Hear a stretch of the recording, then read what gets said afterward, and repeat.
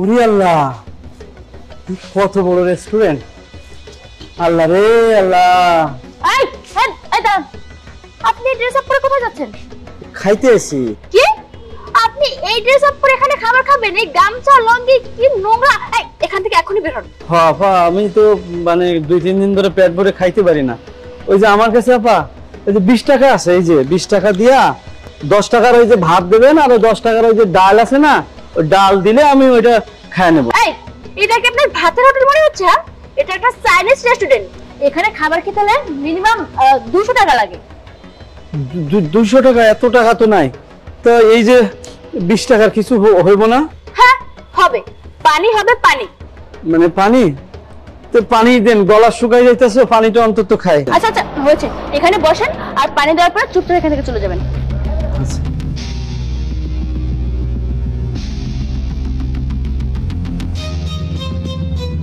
সাথী, এদিকে আসো। ওই লোকটা কি কিছু অর্ডার করেছে? হ্যাঁ ম্যাম, পানি অর্ডার করেছি। পানি অর্ডার করেছে? আচ্ছা যাই হোক, তুমি একটা কাজ করো, আমাদের যে স্পেশাল চাউমিনটা হয় না, সব থেকে বেশি এক্সপেন্সিভ, সেই চাউমিনটা ওনাকে দিয়ে আসো।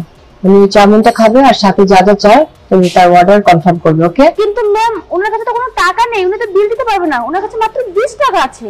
আচ্ছা, বিল নিয়ে তোমার তো চিন্তা করতে হবে না, আমি দেখতেছি ব্যাপারটা। গিয়ে বলবে আজকের জন্য আমাদের রেস্টুরেন্টে আপনি যা খাবেন সবকিছু ফ্রি। ওকে? Okay ma'am. আর শোনো, ভালো বিহেভ করবা, হাসি মুখে কথা বলবা।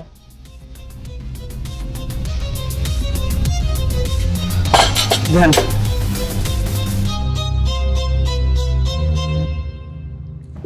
আবা খাবার দিয়েছেন কেন? এটা তো আমি অর্ডার করিনি, এত টাকা নাই তো আমার।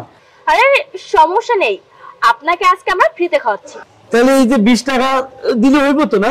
আচ্ছা ঠিক আছে, আপনি 20 টাকা দিয়েন। আচ্ছা।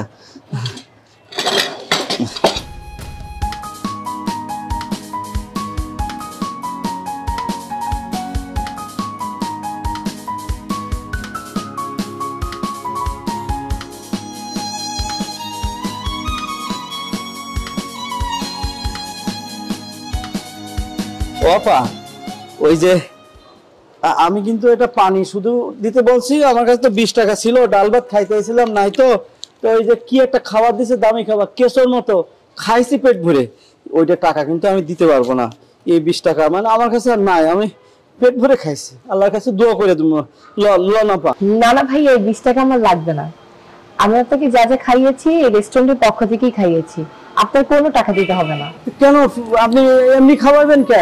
ভাই আপনি অসহায় মানুষ, আপনি তো নিজেই বললেন যে আপনার কাছে কোনো টাকা নেই। 20 টাকা ছাড়া আপনার কাছে একটা পয়সাও নেই। আপনি যদি না খেয়ে থাকেন তাহলে আমার খারাপ লাগবে। আর প্রায় সময় আমরা আমাদের রেস্টুরেন্টের পক্ষ থেকে গরিব অসহায় মানুষদেরকে খাওয়াই। ওরে আল্লাহ, তাই আপনাদের লস হবে না?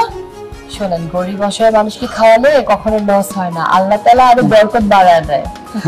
তাহলে মাঝে মাঝে আসবেন। হ্যাঁ ইনশাআল্লাহ। তাহলে এটাও নেবেন না? না। আচ্ছা যাই। আসসালামু আলাইকুম স্যার, গাড়ি রেডি। স্যার মানে? আরে উনি তো আমাদের স্যার, উনি অনেক বড় কোম্পানির একজন মালিক। মানে স্যার আসসালামু আলাইকুম। ওয়ালাইকুম আসসালাম।